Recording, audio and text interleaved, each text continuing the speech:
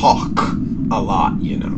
The economy isn't some magical, supernatural thing that we daydream about. It's real.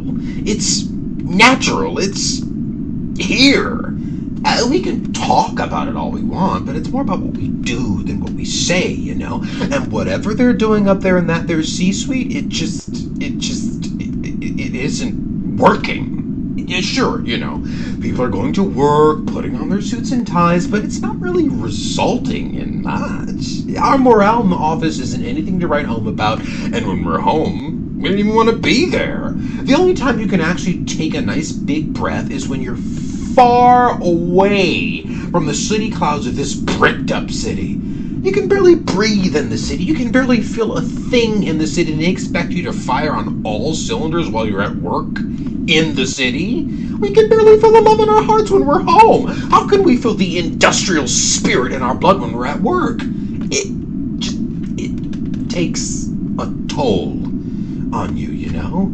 Not everyone gets to sit in a nice air-conditioned room all day. Some of our working conditions are darn near sweatshop standards. And the work is anything but humane. It's like they sat around in the boardrooms to find the most boring possible tasks and offered you the least possible compensation to drudge your way through them. And what's worse is that the work is completely unstable. I don't know about them. They lie and lie when they yap and yap in the streets anyway, but I don't even know my schedule for each day as the weeks go by.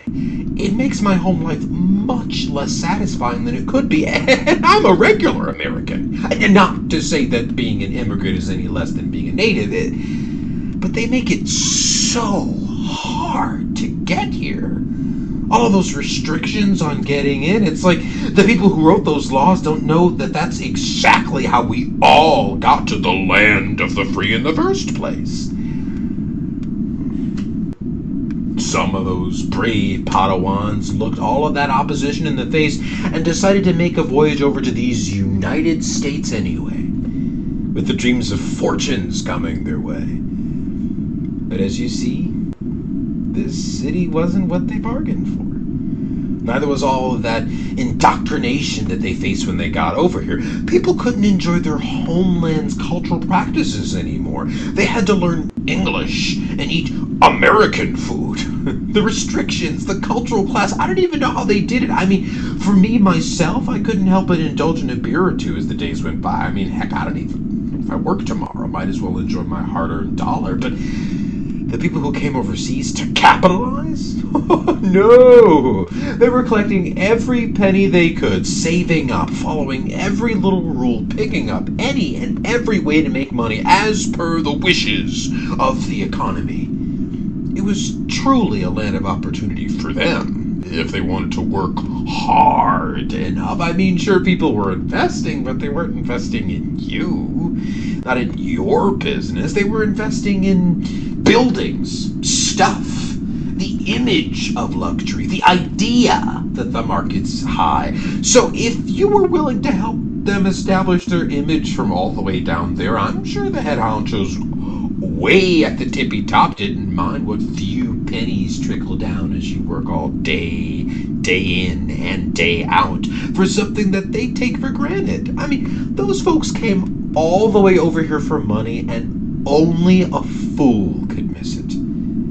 But still, I could see that they were still humans. They still had passion. They still had romance in their heart. They weren't ATMs. They were humans who needed something. And money wasn't the only thing that they needed. In fact, lots wanted to rake in the dough so that they could settle down in the suburb with the loves of their lives. In fact, most people wanted to stay in this now abandoned block because it was easier to tell if their wives were falling for the working men that visit their homes while they're gone. You know, the electrician, the plumber. In the suburbs, we aren't all stacked on top of each other like we are now. The neighbors won't catch it. They won't gossip. You're on your own, buddy. But unemployment, pollution, and overcrowded apartments didn't scare anyone away. Somehow the dollar made all of that worth weathering through. All of the unions and stalwart businesses lost all their power, and people started to create businesses of their own after all. That's what got them out of the city and into the suburbs. Regardless of what their faithful wives would do when they're at work, we knew that we didn't want to stay stuffed into such a tiny space together forever. I mean, the milkman knows how to deliver in the suburbs too, if you get what I mean. Basically, nobody on this block wanted to settle in the city. Nobody wanted to have to laboriously tolerate the people living on top of them. We have respect for each other's cultures. But the past, man, the world wars, slavery, colonialism, it was easier for us to get our own stash and settle down on our own little piece of land. We have differences on the street, man. So we don't really want to kick up our feet on the battleground. But given my working situation, I don't see myself leaving the block anytime soon. So hopefully you'll join me. Looks like I'm the only one left.